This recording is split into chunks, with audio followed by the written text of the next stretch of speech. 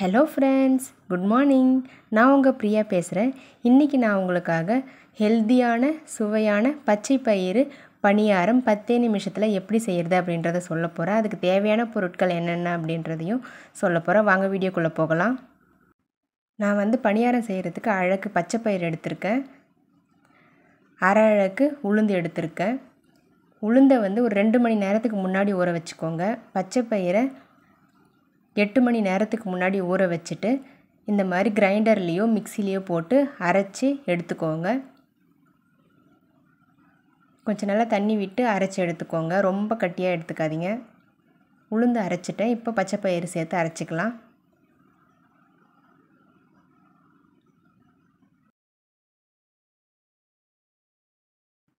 இது உளுத்த மாவு அரைச்சி எடுத்து வச்சுருக்கேன். பச்சை பயிறு அரைஞ்சி முடிஞ்சதும் இந்த உளுத்த மாவு கூட சேர்த்து கலந்துக்கலாம். இப்போ எடுத்தாச்சு பச்சை பயிறு மாவையும். கொஞ்சம் இது கூட அரிசி மாவு சேர்த்துக்கோங்க. நம்ம வீட்டில் இட்லி மாவோ தோசை மாவோ எது இருந்தாலுமே கொஞ்சம் ஒரு 4 டேபிள் ஸ்பூன் போல் இது கூட சேர்த்துக்கோங்க. சேர்த்து நல்லா மிக்ஸ் பண்ணி விட்டுக்கோங்க. நல்லா மிக்ஸ் பண்ணிவிட்டு ஒரு 4 மணி நேரம் இதை தட்டு போட்டு மூடி வச்சுருங்க. இப்போ நம்ம பச்சை பயிறு பணியாரம் செய்வதற்கு தேவையான பொருட்கள் என்னென்ன அப்படின்றது பார்த்துடலாம் வாங்க. தாளிக்கிறதுக்காக உளுத்தம்பருப்பு ஒரு ஸ்பூன் எடுத்து வச்சுருக்கேன். கடுகு அரை ஸ்பூன் எடுத்துக்கோங்க. கடலைப்பருப்பு 1 ஸ்பூன் எடுத்துக்கோங்க.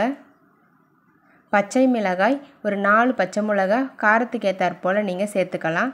அதிகமாக சாப்பிடுவீங்கன்னா 1 அதிகமாக கூட சேர்த்துக்கலாம். இந்த மாதிரி கட் பண்ணி வச்சுக்கோங்க. கொத்தமல்லி தழையை பொடியாக நறுக்கி வச்சுருக்கேன். தேவையான அளவுக்கு உப்பு எடுத்துக்கோங்க. ஒரு பெரிய சைஸ் ஆனியனை இந்த மாதிரி பொடியாக கட் பண்ணி வச்சுருக்கேன். தேவையான அளவுக்கு கருவேப்பிலை. இவ்வளோதான் ஃப்ரெண்ட்ஸ், இதுக்கு தேவையான பொருட்கள். இப்போ நம்ம இதை எப்படி தாளித்து எடுக்கலான்றதை பார்க்கலாம் வாங்க. 4 மணி நேரம் ஆயிடுச்சு. நம்ம மாவும் லைட்டாக புளிச்சு வந்திருக்கு. ஸோ இந்த அளவுக்கு புளிச்சிருந்தால் போதும். இப்போ நம்ம தேவையான அளவுக்கு மாவை தனியாக இன்னொரு பாத்திரத்தில் எடுத்துக்கலாம். நான் மொத்தத்துலேயும் பணியாரம் செய்ய போகிறதில்ல.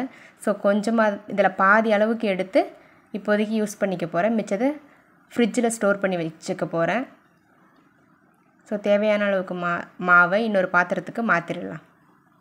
பாருங்கள், இப்போ இதை நான் ஃப்ரிட்ஜில் ஸ்டோர் பண்ணி வச்சுட்டு ஒரு 2 டேஸ் கழித்து யூஸ் பண்ணிப்பேன். இந்த மாவை இன்றைக்கி யூஸ் பண்ண போகிறேன். இப்போ நம்ம பணியாரம் செய்வதற்கு எடுத்து வச்சுருக்க பொருட்களை தாளிச்சிக்கலாம் வாங்க. ஒரு 4 டேபிள் ஸ்பூன் நல்லெண்ணெய் சேர்த்துருக்கேன்.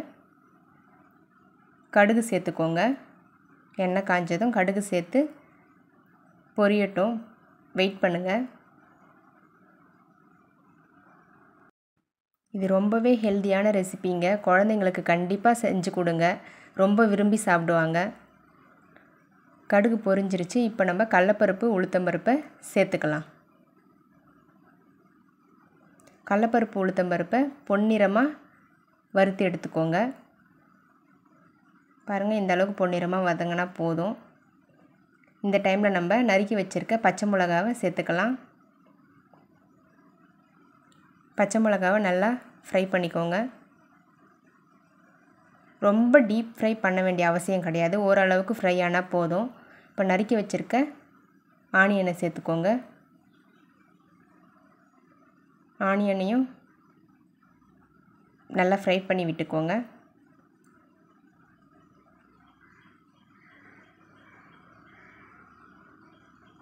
பாருங்கள், வதங்கிருச்சு. இந்த அளவுக்கு வதங்கினா போதும். இப்போ நம்ம கொத்தமல்லி தழை சேர்த்துக்கலாம். கொத்தமல்லி தழை சேர்த்து ஒரு நிமிஷம் நல்லா கலரி விட்டுக்கோங்க. நறுக்கி வச்சுருக்க கருவேப்பிலையும் சேர்த்துக்கோங்க. கருவேப்பிலையை முழுசாக சேர்க்காதீங்க. கொஞ்சம் பொடியாக நறுக்கிக்கோங்க. நறுக்கி சேர்த்துக்கோங்க. பாருங்கள், இந்த அளவுக்கு வதங்கிடுச்சு. நம்ம ஸ்டவ் ஆஃப் பண்ணிடலாம். ஆஃப் பண்ணிவிட்டு இதை எடுத்து நம்ம ரெடி பண்ணி வச்சுருக்க மாவில் சேர்த்துக்கலாம். இப்போ மாவில் தேவையான அளவுக்கு சால்ட்டு சேர்த்துக்கோங்க. நம்ம ரெடி பண்ணி வச்சுருக்க ஆனியனை இது கூட சேர்த்துக்கோங்க.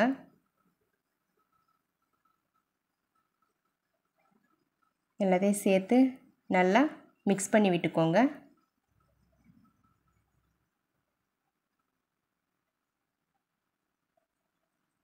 ஃபுல்லாக மிக்ஸ் பண்ணிக்கோங்க. நல்லா ஒன்றோட ஒன்று நல்லா கலக்கணும். நம்ம சேர்த்துருக்க சால்ட்டு, ஆனியன், பருப்புலாம் சேர்த்துருக்கோம் இல்லைங்களா? ஸோ இந்த மாதிரி நல்லா மிக்ஸ் பண்ணி விட்டுக்கோங்க. பாருங்கள், நல்லா கலந்துருச்சு. நம்மளுடைய குழிப்பணியாரம் மாவு ரெடி ஆகிடுச்சு. பச்சை பயிறு குழிப்பணியாரம் செய்யலாம் வாங்க. அடுப்பு பற்ற வச்சு குழிப்பணியார கடாயை நான் அடுப்பு மேலே வச்சுருக்கேன். கடாய் காஞ்சிருச்சு. இப்போ எல்லா குழிகளிலும் நம்ம ஒரு அரை ஸ்பூன் போல் நல்லெண்ணெய் சேர்த்துக்கலாம். பாருங்கள், எல்லா குழியிலையும் இந்த மாதிரி நல்லெண்ணெய் சேர்த்துக்கோங்க. எண்ணெய் காஞ்சதும் ஃபுல்லாக ஊற்றக்கூடாது. ஒரு 3/4 அளவுக்கு நம்ம குழி நிறைஞ்சா போதும். அந்த அளவுக்கு ப்ரிப்பேர் பண்ணி வச்சுருக்க மாவை சேர்த்துக்கோங்க. ஃபுல்லாக சேர்த்துட்டிங்கன்னா ஒன்றோட ஒன்று ஒட்டிக்கும், உங்களுக்கு எடுக்க சரியாக வராது. ஸோ அதனால் 3/4 அளவுக்கு சேர்த்தா போதும். எல்லா குழிகள்லையும் மாவு சேர்த்துக்கோங்க.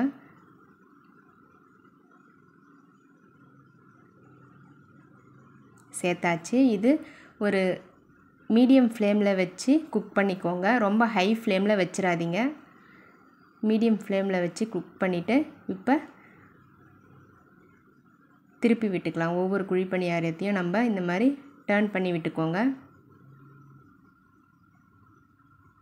பொறுமையாக ஒரு ஸ்பூன் வச்சு டர்ன் பண்ணுங்கள், திருப்புங்க. நம்ம ஹை ஃப்ளேமில் வச்சா சரியாக வேகாது. இந்த மாதிரி மீடியம் ஃப்ளேமில் வச்சு குக் பண்ணிக்கோங்க. இந்த மாதிரி திருப்பி விட்டுட்டு உங்களுக்கு தேவையான அளவுக்கு நல்லெண்ணெய் சேர்த்துக்கோங்க. நல்லெண்ணெய் இருந்தால் சேர்த்துக்கோங்க. நல்லெண்ணெயில் செஞ்சால் ரொம்ப டேஸ்டியாக இருக்கும். இல்லை நெய் கூட சேர்த்துக்கலாம். இல்லைன்னா ரீஃபண்ட் ஆயில் இருந்தாலும் அதையும் சேர்த்துக்கலாம். பாருங்கள், நம்ம குழிப்பணியாரம் ரெடி ஆகிடுச்சு. பச்சை பயிறு குழிப்பணியாரம் ரெடி ஆகிடுச்சு. இப்போ நம்ம இதை இன்னொரு பாத்திரத்துக்கு மாற்றி வச்சிடலாம் வாங்க. பாருங்கள், ஃபுல்லாக குக் ஆகிடுச்சு. இந்த மாதிரி பொன்னிறமாக வரணும். ஒரு பாத்திரத்துக்கு மாற்றி வச்சுருங்க எல்லாத்தையும்.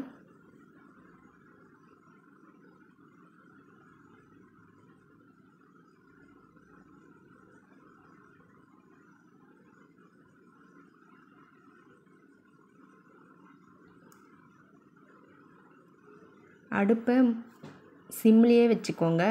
ஹை ஃப்ளேமில் வைக்காதீங்க. எடுக்கும்போது சிம்மில் வச்சு எடுத்துருங்க. ஸோ எல்லாத்தையும் எடுத்தாச்சு. இப்போ நம்ம இதே மாதிரி மிச்சம் இருக்க மாவையும் சுட்டு எடுத்துக்கலாம் வாங்க. குழிப்பணியாரத்துக்கு நம்ம இப்போ கார சட்னி ரெடி பண்ணிக்கோங்க. நான் கார சட்னி என்னென்ன சேர்த்துருக்குன்னு சொல்லலை. ஸோ நெக்ஸ்ட் வீடியோவில் நான் உங்களுக்கு எக்ஸ்பிளைன் பண்ணுறேன். வீடியோ ரொம்ப லெங்க்த்தாக போகிறதால நான் எக்ஸ்பிளைன் பண்ணலை. நெக்ஸ்ட் வீடியோவில் கண்டிப்பாக உங்களுக்கு கார சட்னி எப்படி செய்கிறதுன்றது வீடியோவாக அப்லோட் பண்ணி விடுறேன். அதில் பார்த்து தெரிஞ்சுக்கோங்க. ஸோ இந்த மாதிரி நம்ம வெங்காயம், தக்காளிலாம் சேர்த்து கார சட்னி ரெடி பண்ணிக்கோங்க. இதில் நான் பருப்பு சேர்க்கலை. பாருங்கள், நம்மளுடைய கார சட்னி ரெடி ஆகிடுச்சு. அவ்வளோதான் ஃப்ரெண்ட்ஸ், நம்மளுடைய சுவையான பச்சை பயிறு குழிப்பணியாரமும் கார சட்னியும் ரெடி ஆகிடுச்சு. இந்த மாதிரி காலையில் நம்ம பிரேக்ஃபாஸ்ட்டுக்கும் செஞ்சு கொடுக்கலாம். ஈவினிங் ஸ்நாக்ஸாகவும் இதை செஞ்சு கொடுக்கலாம். குழந்தைங்களும் பெரியவங்களும் ரொம்ப விரும்பி சாப்பிடுவாங்க. பாருங்கள் எவ்வளோ சூப்பராக இருக்குதுன்னு சொல்லிட்டு நாங்கள் சாப்பிட்டு பார்த்தோம். டேஸ்ட்டும் செம்மையாக இருந்துச்சு. நீங்கள் கண்டிப்பாக மறக்காமல் ட்ரை பண்ணி பாருங்கள் வீட்டில். இதை நம்ம உளுத்தம்பருப்பு சேர்த்துருக்கிறதால ரொம்ப சாஃப்டாகவும் இருக்குது. சாப்பிட சாப்பிட இன்னும் கேட்டுக்கிட்டே இருப்பாங்க. ஸோ அந்தளவுக்கு டேஸ்ட்டு சூப்பராக இருந்துச்சு. கண்டிப்பாக ட்ரை பண்ணி பாருங்கள் ஃப்ரெண்ட்ஸ். ட்ரை பண்ணி பார்த்துட்டு எப்படி இருந்தது அப்படின்றத கமெண்ட் செக்ஷனில் மறக்காமல் கமெண்ட் பண்ணுங்கள். வாரத்துக்கு ஒரு முறை கண்டிப்பாக மறக்காமல் உங்களுடைய குழந்தைகளுக்கும் உங்கள் ஃபேமிலிக்கும் இந்த மாதிரி பச்சை பயிறு பணியாரம் செஞ்சு கொடுங்க. ரொம்பவே ஹெல்த்தியான ரெசிபி. ஸோ என்னுடைய இந்த வீடியோ உங்களுக்கு பிடிச்சிருந்தா மறக்காமல் லைக் பண்ணிக்கோங்க, ஷேர் பண்ணிக்கோங்க, கண்டிப்பாக சப்ஸ்கிரைப் பண்ணி வச்சுக்கோங்க ஃப்ரெண்ட்ஸ். அப்போ தான் நான் போடுற வீடியோஸ் உங்களுக்கு நோட்டிஃபிகேஷனாக வரும். அதுக்கு பக்கத்தில் இருக்க பெல் பட்டனையும் ப்ரெஸ் பண்ணிக்கோங்க. ஆல்ன்ற ஆப்ஷனையும் கொடுங்க. ஓகே ஃப்ரெண்ட்ஸ், நெக்ஸ்ட் வீடியோவில் உங்களை கண்டிப்பாக சந்திக்கிறேன். தேங்க்யூ, பாய்.